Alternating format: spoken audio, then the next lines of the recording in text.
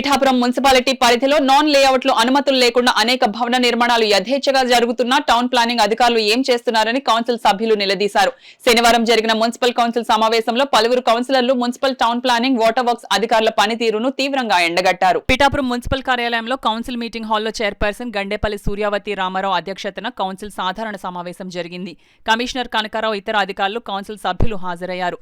అజెండాలో కేవలం 2 అంశాలే ఉన్నప్పటికీ వాటికన్నా ముందు పట్టణంలోని టిడ్కో గృహాల సమస్యలపైన, అనధికార లేఅవుట్లు, అనుమతులు పొందకుండా చేపడుతున్న భవనాలు నిర్మాణాలపైన, పట్టణ శివారు ప్రాంతమైన ఐతేనగర్లో మున్సిపల్ కుళాయిల్లోంచి వచ్చే మురికినీరు సమస్యపైన కౌన్సిలర్లు బోనుదేవ, పెదపాటి రాజేష్, అల్లవరపు నగేష్, పెదపాటి నాగేశ్వరరావు, సామరౌతు లలిత, బోనుదేవ, తలిశెట్టి వెంకటేశ్వరరావు అధికారులను నిలదీశారు.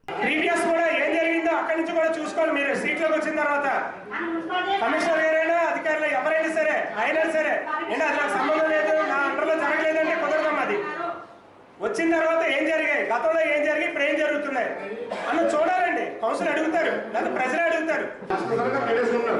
దానికి రోడ్లు కూడా మనం చెప్తాం. ఒక రూపాయి కూడా గవర్నమెంట్ కి మన మున్సిపాలిటీకి రూపాయి చెల్లించలేదు.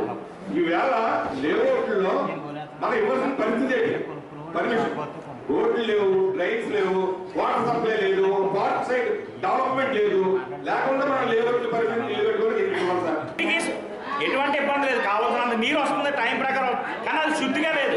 మా వార్డులో పర్టికులర్గా అదే నీరు తాగి జనాలు ఉన్నారు కాబట్టి, పైగా ఊరికి చివరన ఉన్న మా మూలంలో ఉన్నటువంటి మా వార్డులు కాబట్టి మీరు దాని మీద ప్రత్యేకమైనటువంటి శ్రద్ధ వహించవలసిందిగా మరొకసారి కోరుతున్నాం. తహసీల్దార్ కూడా వాళ్ళ లాగిన్లో ఉంది కాబట్టి వాళ్ళు 3-4 రోజుల నుంచి వాళ్ళ తహసీల్దారు మన మున్సిపాలిటీకి వచ్చిన సర్వేలు, వాళ్ళ సర్వేలు కలిపి కూడా జాయింట్ ఇన్స్పెక్ట్ చేశారు.